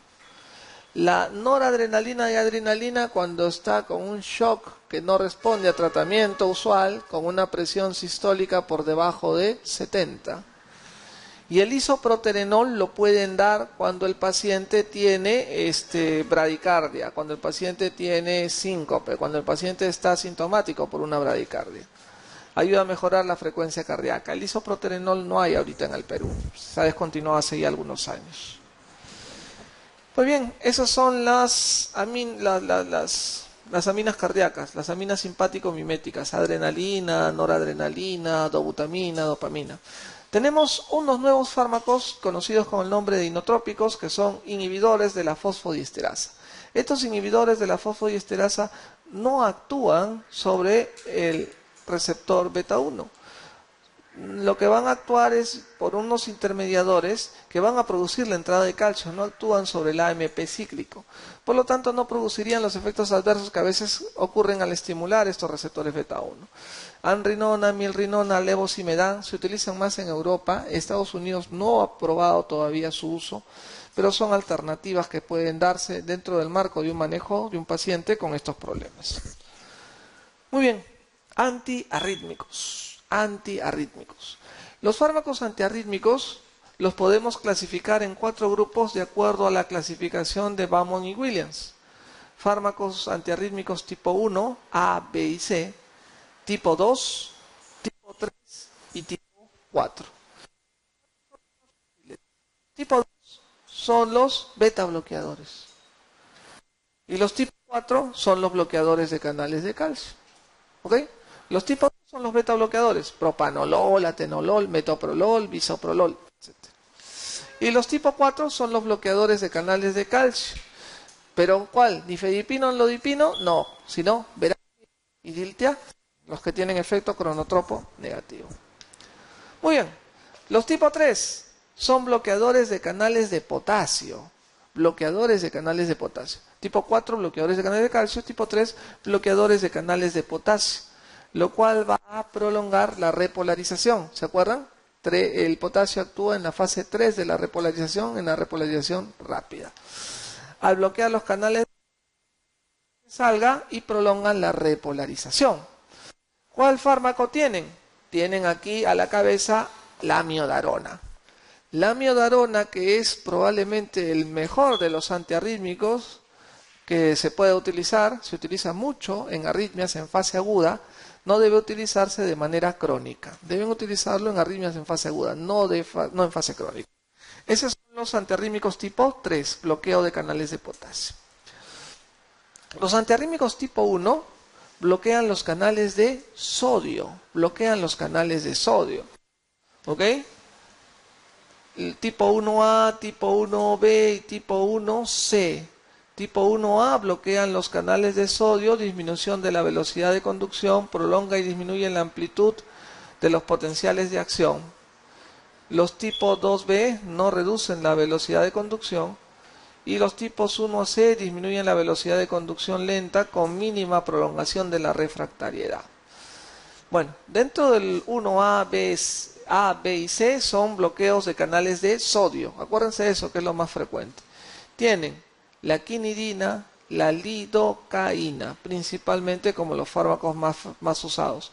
Y en el 1C tienen a la propafenona. La quinidina, lidocaína, que es ese fármaco que utilizan para suturar las heridas, la lidocaína, silocaína, también conocida, y la propafenona son fármacos antiarrítmicos. Ustedes no sabían que la lidocaína era antiarrítmico, lo utilizaban para coser, suturar heridas. Pero es un antiarrítmico, sobre todo para arritmias de tipo ventricular. Muy bien. ¿Preguntas? ¿Todo claro? La digoxina no entra dentro de este grupo, no entra dentro de un fármaco antiarrítmico per se. La digoxina tiene un efecto que actúa a nivel del nodo sinusal disminuyendo la frecuencia de contracción. La digoxina está fuera de esta clasificación, pero se utiliza para evitar las taquiarritmias como la fibrilación auricular. Existen otros fármacos que se utilizan, por ejemplo, para el manejo de la falla cardíaca, la ivabradina. La ivabradina actúa específicamente sobre el nodo sinusal, disminuyendo la velocidad de conducción y disminuyendo la frecuencia cardíaca. Se utiliza en pacientes con insuficiencia cardíaca que no responden a los beta bloqueadores usuales que les dije, metoprolol, bisoprolol. Pero al ser un fármaco que disminuye la frecuencia cardíaca a nivel del nodo sinusal, no entra dentro de esta clasificación, porque su mecanismo es un poco distinto. Normalmente no se utiliza tampoco como antiarrítmico, más como paciente de falla cardíaca. Igual la digoxina, ¿ok? ¿Sí o no?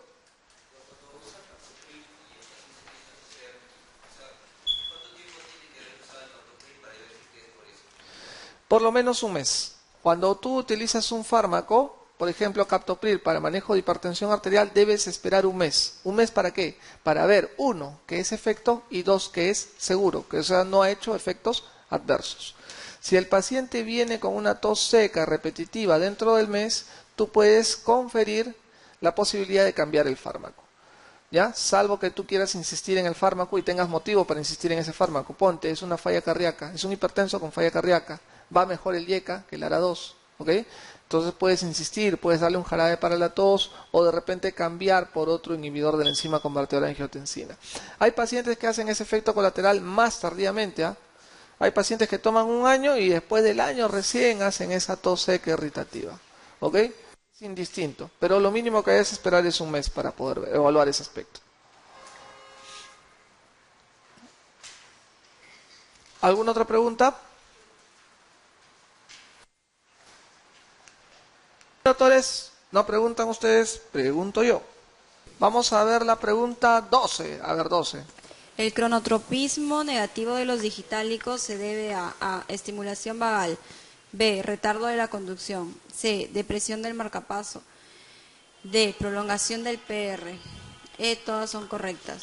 Así no sepa la respuesta, doctora, por la teoría del champeo científico. 90% de probabilidad, la respuesta es la letra D. D. E. Todas son correctas. Cuando tengan una pregunta así, 90%, la respuesta es la letra, todas son correctas. No se olviden, ¿eh? Champeo científico sirve. 13. A ver, doctor. Relacione los medicamentos con su mecanismo de acción en el tratamiento de la insuficiencia cardíaca. A. Furosemida. B. Nitroprusiato. C. Dopamina. D. Digoxina. Número 1. Control de la poscarga.